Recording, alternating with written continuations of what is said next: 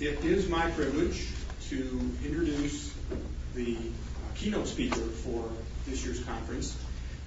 You see his name here on the screen, Terrence Connolly. And he's from General Motors. Terry grew up in central New York near Syracuse, earning his Bachelor of Science degree in Mechanical Engineering from Princeton. Yeah, thanks for the kind words, Dale, and good morning. It's a pleasure for me to be down here this morning. I can provide maybe a little bit of a customer perspective here and offer you some of the challenges that we see from the auto business, which I hope you'll find interesting. And I'm going to challenge you that reinventing the tire will indeed be something that's necessary to do on, I'll say, about the same set of timelines. And it's no small set of challenges, really, for either of us. There's some mega trends going on which you and we in the auto business need to recognize. The world's becoming much more urbanized. Look at the dark line here. When most of you were born, the world was about 80% rural. By the time you die, it'll be about 2/3 urban. Congestion and parking are huge issues in these cities. And as vehicle traffic slows down, guess what? CO2 emissions per mile go up. So somebody has to break this paradigm. Something has to break this paradigm. You'll find every city around the world has some policy initiatives that deal with this. Several of them even have things like congestion charges. They have policies to take away parking spots, if you can believe that. They're all aimed at basically deterrence of use of personal vehicles in the city centers. Others basically have chosen to mandate a lot of other opportunities here to try and drive that personal usage down, ways where things like hybrids and electrics actually don't have that much of an advantage.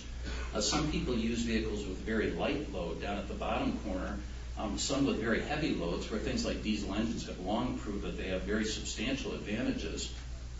Now for city center, and I'll say even metropolitan usage, the lower left on this chart is where people are tending to operate. And there are a lot of significant opportunities to do something different.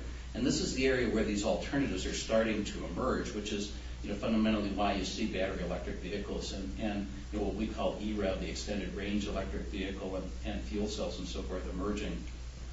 There's enormous pressure on efficiency improvement in literally every aspect of a vehicle's parasitic losses, and that's obviously where the tire becomes conspicuous. These old elements of vehicle automotive DNA that are shown here would turn into new elements of things, vehicles that would be energized by electricity and hydrogen, powered by electric motors, controlled electronically, connected vehicles, autonomous driving capability, and a vehicle that's very tailored to specific usage like city center usage.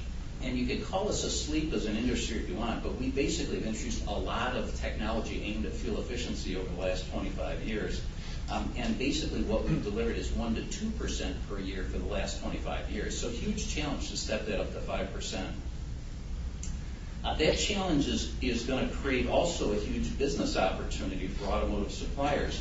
And many of these may be actually brand new entrants to the automotive supply world that are really not even in that business right now. I think in everyone's vision, tires remain the linchpin of every dynamic aspect of what a vehicle is. And the tire industry has a very long and I'll say productive history of continuous improvement, which we'll talk about here in a second, that benefits the vehicle. And you form very productive and what I'll say mutually beneficial relationships with auto manufacturers really since the early part of the 20th century.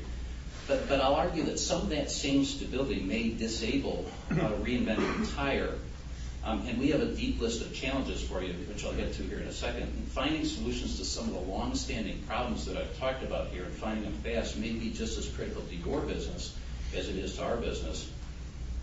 And I'll say, as with everything else around the auto business, there's really no easy path.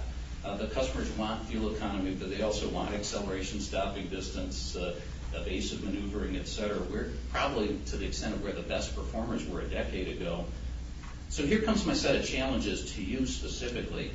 I see a number of areas where we expect reinvention of the tire. And if I do a sort of cursory look at 100 years of tire technical history, there's a pretty hard-hitting set of things that happened in the early years of the industry, basically leading up to World War II.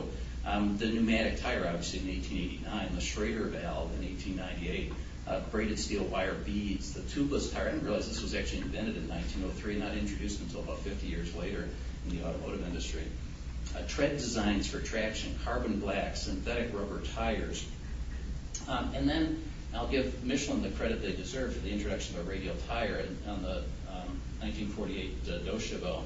Obviously very substantial change to the industry. But I'll say that the tire development arguably became much more incremental after that. In the 40s, wire cords and nylon. In the early 60s, polyester fiberglass. The all-season tire in 1977, the sealant tire in the early 80s, silica filler in the early 90s, self-supporting run flats in the early 90s, and the insert-supported unseatable run flat in the late 90s.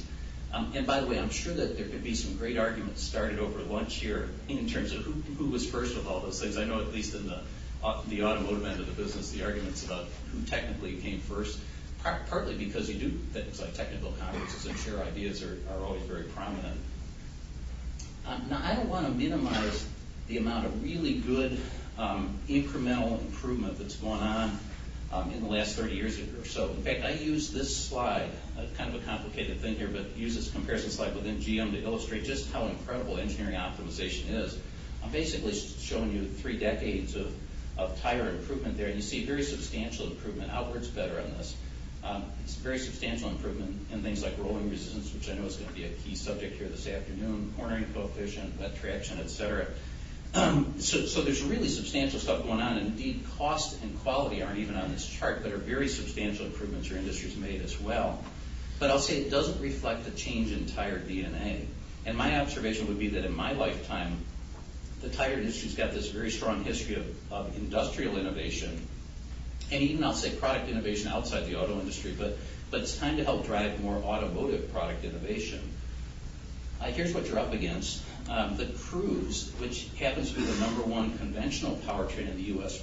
at 42 mile per gallon highway fuel economy, you represent about 12% of the mechanical energy consumption of this vehicle. Now, obviously, that depends on what specific car we're talking about and so forth, but the Cruise is fairly representative, I'll say. I'm going to expand this efficiency challenge, though, well beyond just working on new compounds or tread profiles. I think it's time to re-examine your basic tire rim configuration. The basic J-profile safety rim. There has to be a more optimal approach. I cannot name another part of the vehicle that has not changed in 50 years. And I guess when you start talking about inch designations of rims, it's a dead giveaway that maybe things have been a little bit too stable there. And I hope I've provided some thoughts to keep you awake in the long technical sessions today and tomorrow. You got a great area of industry, and some of the most interesting, I'll say, and prominent industrial innovations come from the tire industry. But I think it's going to change, and I think your technical community needs to be on the forefront of that change. I know that GM's very interested in hearing your thoughts on all those challenges. My guess is if my competitors were in the room, they'd be pretty interested as well. Thanks. I hope you have a pretty inspired conference here.